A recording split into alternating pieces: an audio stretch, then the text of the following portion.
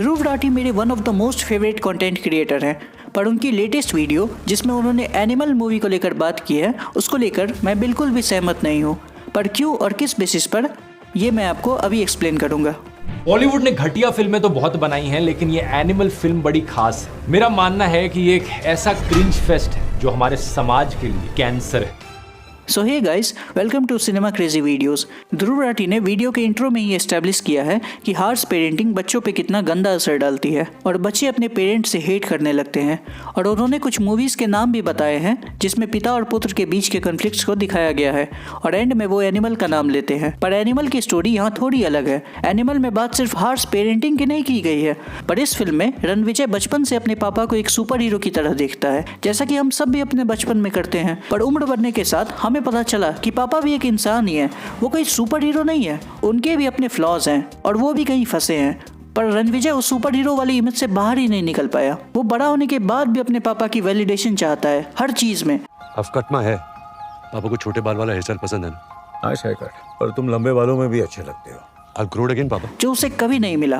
तो यहाँ पर एक क्लियर डिफरेंस है ध्रुव राठी के सेटअप में और एनिमल मूवी के सीन में। ध्रुव के अकॉर्डिंग हार्श पेरेंटिंग से बच्चे अपने पापा से दूर होने लगते हैं, पर एनिमल में क्योंकि वो अपने पापा को इतना प्यार करता है वो उनके लिए कुछ भी कर सकता है, पर उसे वैलिडेशन कभी नहीं मिली। ये चीज उसे एक एंटी हीरो बना देती है। आगे ध्रुव अपने वीडियो में ये समझाने की कोशिश करते हैं कि एनिमल क्यों सोसाइटी के लिए खराब है और इसके लिए एक बड़ा सा एग्जाम्पल देते हैं। वो स्टार्ट करते हैं कि रिसर्च से, जिसे शो होता है कि रेपिस्ट लोगों को उनके क्राइम का गिल्ट नहीं होता क्योंकि वो लड़कियों को अपने से इन्फीरियर समझते हैं और उनके व्यूज काफी रिग्रेसिव होते हैं।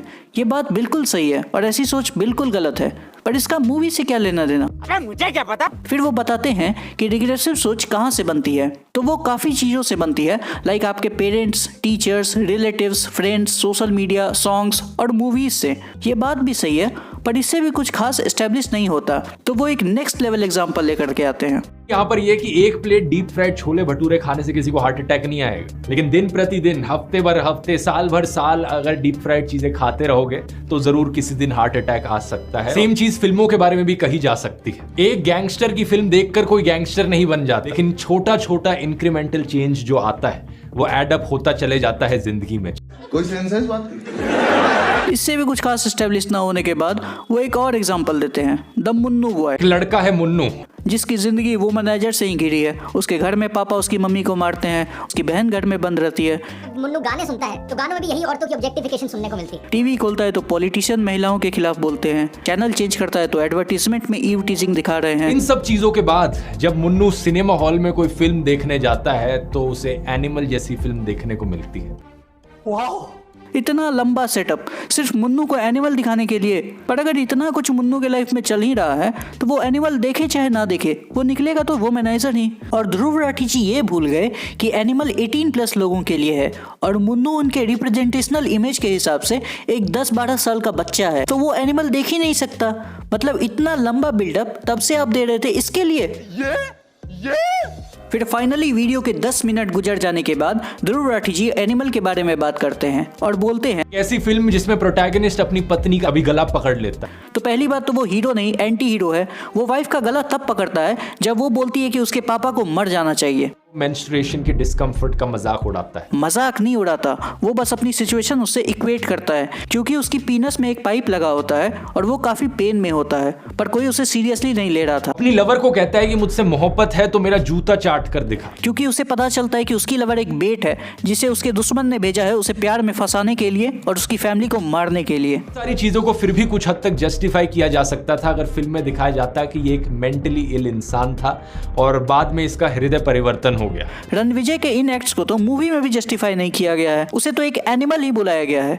और मूवी का एंड रणविजय के लिए अच्छा नहीं होता जब उसने इतना कुछ अपनी फैमिली के लिए किया और बाद में उसके पापा का वैलिडेशन उसे मिलता भी नहीं है और वो रियलाइज करता है कि इन सब चक्करों में वो अपने बच्चे के लिए भी वैसा ही बनता जा रहा है जैसा उसके पापा उसके लिए थे। पर ध्रुव राठी जी इन सब बातों को कैसे समझेंगे? उन्होंने तो बिना मूवी देखे ही अपनी थ्योरी बना ली और इसके बाद भी वो नहीं रुके। उन्होंने सीधा इस फिल्म को देखने वाले लोगों को ही टॉक्सिक बता दिया। ऐसी फिल्मों के फैंस के बारे में भी एक बड़ी खास बात होती है। आपने अक्सर देखा होगा कि सबसे ज्यादा टॉक्सिक फैंस ऐसी फिल्मों के ही होते हैं। यूजुअली ये वो लोग होते हैं जो अपनी असल जिंदगी में पावरलेस और रिप्रेस्ड फील करते हैं। इस तरीके के लोगों को इस टाइप की गोर वायलेंट फिल्में सबसे ज्यादा पसंद आती है। कुछ भी ऐसी फिल्में देखना इंसान को साइकोपैथ नहीं बनाती, क्योंकि हमें पता है कि दैट्स एक्टिंग।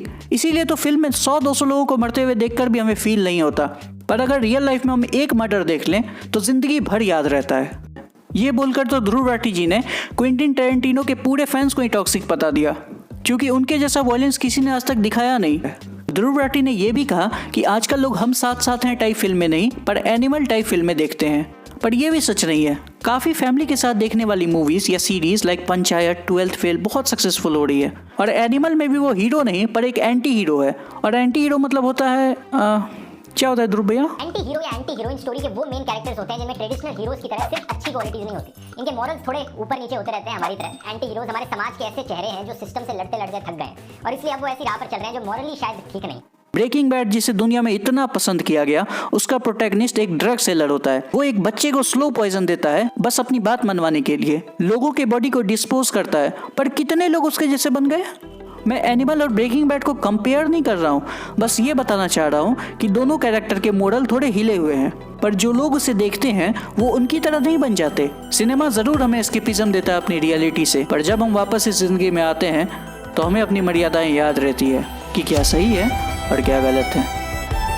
अगर आपको ये वीडियो पसंद आया हो तो आप इस वीडियो को लाइक करें और अलग अलग फिल्मों के रिव्यूज़ और मेरे ओपिनियंस जानने के लिए इस चैनल को सब्सक्राइब ज़रूर करें।